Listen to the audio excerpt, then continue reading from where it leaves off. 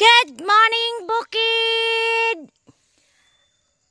Tingnan nyo yung guys, yung puno ng uwak-uwak ba tong kahoy na to? Uwak-uwak daw tawag. Uwak, pang uwak. Kasi dito dumadapo yung uwak, may ganarn.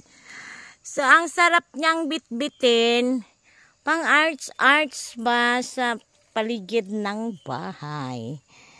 Kaya lang ang laki, hindi man yan siya makarga ni motor.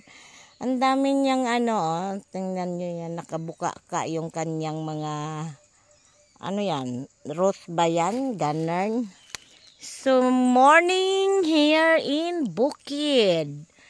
So, 1 week after nagpatabas, nagsorbi si Boranday. Ayan, parang makulimlim, uulan siya, maya-maya, bababa na naman.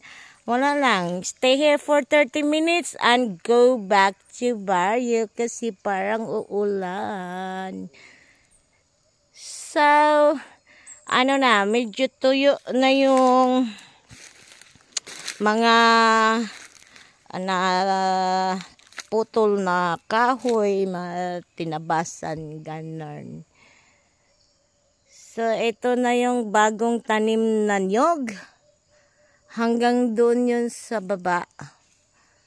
So, ayokong bumaba doon para i-check kung may tinanim ba talaga sa baba. So, nag-trust na lang ako sa mga workers. They're good enough naman.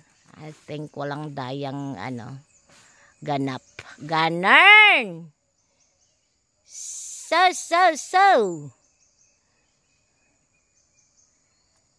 Thanks for watching. Good morning, everyone.